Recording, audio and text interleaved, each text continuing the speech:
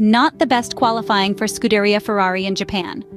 Carlos Sainz secured fourth place on the grid at the 5.807-kilometer Suzuka International Racing Course on Saturday, while his Maranello teammate Charles Leclerc was eighth fastest in the final phase of Q3, where positions 4 to 10 were fought over to the nearest thousandths of a second, illustrated by the 104 thousandths four-place gap between the two Scuderia drivers. It was clear from this morning's third free practice session that the SF-24 lacked pace over a single flying lap, and the situation unfortunately did not improve by much during this afternoon's qualifying session.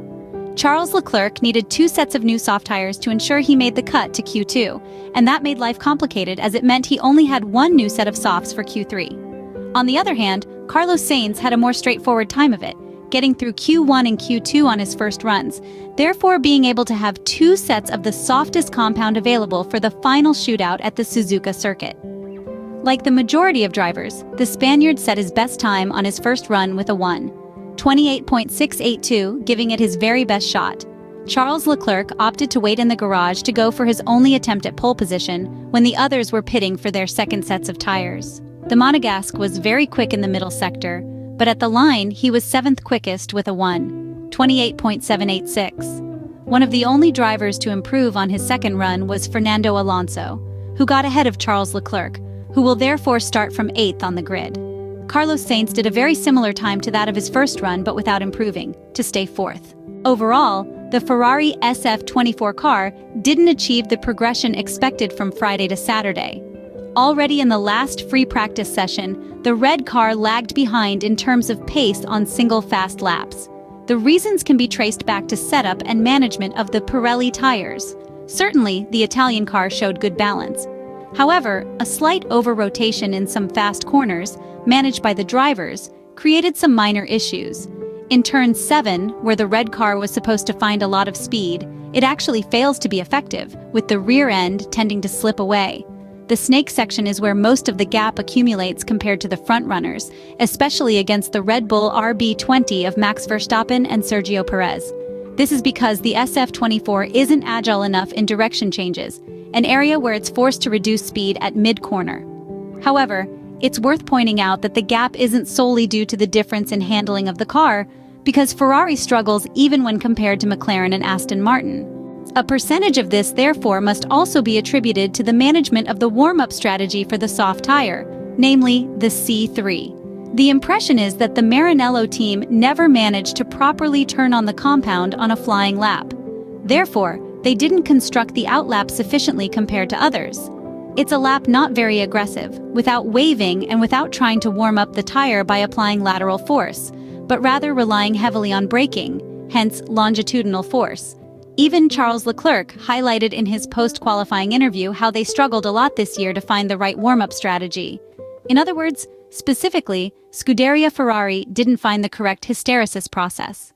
The Pirelli tire must undergo a certain deformation process during the outlap so that it can heat up evenly. The Monegasque tried many different situations, but none of them seemed to work. Also, due to a single attempt in Q3, Charles Leclerc was beaten by his Maranello teammate Carlos Sainz in qualifying. With one more lap, the Monegasque could have put together his lap without the strong concern of making a mistake and losing the chance to qualify better, especially considering the fact that most of the drivers improved a bit on the second run due to the track evolution. The Red Bull RB20 single-seater is strong, especially in terms of agility in direction changes and lateral grip. The latter is well balanced between the two axes, and from yesterday they slightly loaded the rear to stabilize it. A clear objective that was achieved by the Red Bull technicians, since there was no correction in terms of trajectory when Max Verstappen and Sergio Perez went through the snake section of the Suzuka circuit. Observing the telemetry data related to the microsectors between Ferrari and Red Bull in the final stages of qualifying, we can easily notice how the RB20 has improved even in the trajectory of Turn 1, a key corner where the SF-24 car dominated in the first free practice session yesterday. In turn, the red car improved the exit of Turn 7, but overall in the snake section, it didn't have enough temperature in the tire. This is why a significant gap accumulates in the first sector, while already in the second sector the situation improves since the Ferrari Formula 1 car manages to make a difference on entry. Even turns 14, 15 in compression with 2 different apexes, remained Ferrari territory. However, on traction, the prancing horse doesn't optimize its performance even today. In the fast sections, Red Bull remained clearly dominant. Even at the final chicane, the story remains the same. The car from Maranello demands a lot on entry, but during acceleration, the RB20 single-seater pulls away. However, both cars manage to attack the curbs well without being unsettled, a capability not shared with most other cars. As we suggested yesterday, McLaren had the potential to find a lot of speed, given that the balance needed at the Suzuka circuit leans more towards the front, and the MCL38 presents a very stable load. In the initial snake section, the papaya-colored cars were very strong, among the most solid in that type of fast corner, where a single steering input is required. In other words, we're talking about a type of turn where not much time is spent in cornering and there's a single apex. Overall, McLaren seems to have a setup oriented towards the race, namely medium-high downforce adapted to race speeds. Quantifying what's been said, we could notice how Lando Norris and Oscar Piastri were able to achieve an excellent split time in the first sector. In fact, they are the only ones on par with Max Verstappen's Red Bull. In the second sector, however, it's Ferrari that plays the role of the second force behind the RB20 of the Austrian side. Here lies most of their gap at the finish line. In the final sector, Lando Norris is only a tenth away from Max Verstappen, confirming himself as very fast in this last sector. Turning our attention to the performance of Mercedes, we can say that they struggled in the fast corners, where they still lack rear aerodynamic stability. The situation has improved for the team led by Toto Wolff, but it's not yet at the level of their direct competitors. Through onboard views, in fact, we noticed minor steering corrections, especially once Lewis Hamilton and George Russell began to apply throttle. It's as if the car is always unpredictable, but overall, it should be pointed out that it was faster than Ferrari in the first sector.